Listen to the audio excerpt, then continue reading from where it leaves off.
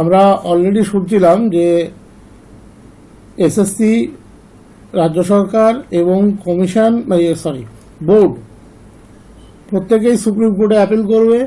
তো অলরেডি একটা SLP file হয়েছে, স্ট্যাটাসটাই দেখতে পাচ্ছ, তোমরা নিজেরাও চেক করতে পারবে, এগুলো কোনো বড় বিষয় নয়, সবাই দেখতে পায়।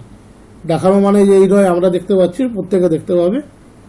ওয়েবসাইটে গিয়ে তোমরা ডায়েরি নাম্বার বসিয়ে দেবে, ডায়েরি নাম্বারটা এখানে দেখতেই পাচ্ছ, এই যে মেনশন করা আছে আমার, এই ডায়েরি নাম্বারটি বসিয়ে দিলে, বা অনেকভাবে সার্চ করা যায়, পার্টি নেম, কেস নাম্বার, দেখতে পাচ্ছ এখানে অনেক অপশান থাকে, তো যেভাবে খুশি সার্চ করতে পারো, পেয়ে যাবে। দেখো দিয়েই দিয়েছে the state of West Bengal and Baishakhi Bhattacharya Chatterjee. SLP আজকে ফাইল করেছে সকাল 10টা 1-এ।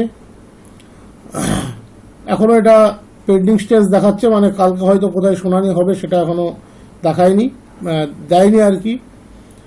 তো দেওয়া আছে দেখতে পাচ্ছ ক্যাটাগরিতে service matter, recruitment, transfer, appointment, compassionate সবই দেওয়া আছে। Petitioner the state of West Bengal through the secretary having its office Bikash Bhavan, Bidhannagar, Salt Lake. এখানে রেসপন্ডেন্ট যারা, তাদের ডিটেলস দেওয়া আছে, অনেকে আছে দেখতে পাচ্ছ, কারণ এই মামলা তো একসাথে এগ্রিগেট হয়েছিল, পুরো মামলাটা, সমস্ত ডিটেলসটা এখানে দেওয়া আছে। অ্যাডভোকেট আস্থা শর্মা সম্ভবত দেখাচ্ছে।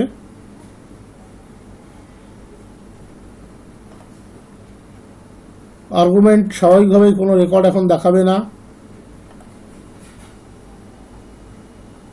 আর্লিয়ার কোর্ট ডিটেলস সবটাই এখানে দেওয়া আছে, পরপর যেভাবে মামলা গিয়েছে, কারণ এটা ডিভিশন বেঞ্চে ফ্রেশ স্টার্ট হয়েছিল, সেই কারণে দেখতে পাচ্ছ আগেকার বিষয়গুলো নেই, সবটাই জাস্টিস দেবাংশু বসাক সেই হিসাবেই দেওয়া আছে। এই যে ফাইনাল জাজমেন্ট,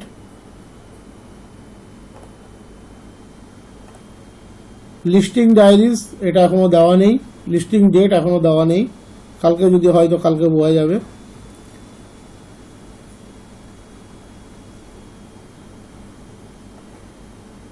ফাইল বাই আস্থা শর্মা, কোর্ট ফি দেওয়া আছে, ডিফল্ট ডিটেলস যা যা কোর্টের ভাষাতে যা যা থাকে এগুলো দেওয়া আছে। জাজমেন্ট তো এখন আসবেই না, কোনো প্রশ্নই নেই। ক্যাভিয়েট ফাইল করা আছে কিনা,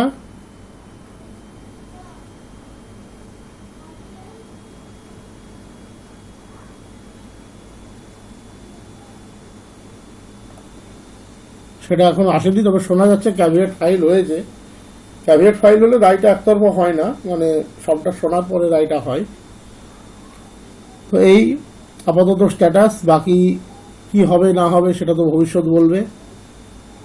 পূর্ণ রায় চ্যালেঞ্জ হয়েছে কিনা সেটাও এখনো ক্লিয়ার নয়, হয়তো রায়ের একটা অংশ চ্যালেঞ্জ হতে পারে। রেসপন্ডেন্টের মধ্যে যারা আছে তাদের সবাইকে কপি সার্ভ করার কথা, এবং হয়তো বা সেগুলো সেসব প্রসিডিওর হয়তো হয়ে গিয়েছে।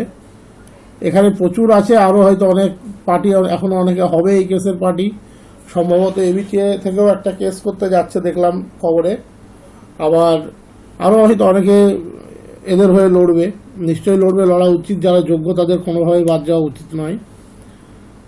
তো এখানে কিন্তু কেসটা হয়েছে, মানে বাতিলটা হয়েছে প্রসেসটা, এইটা কিন্তু একটা খুব ভাইটাল বিষয়।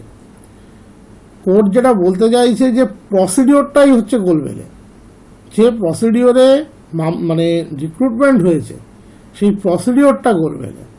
স্বাভাবিকভাবেই প্রসিডিওরটা যেখানে গোলমেলে সেখানে যোগ্য অযোগ্য বিষয়টা আসেনি, যদিও এসেছিল, বহুবার কোর্ট সুযোগ দিয়েছিল যে যোগ্যদের লিস্ট আলাদা পাবলিশ করতে, অযোগ্যদের লিস্ট আলাদা পাবলিশ করতে, সেটা এসএসসি কোঅপারেট করেনি, সেটা তোমরা সবাই জানো।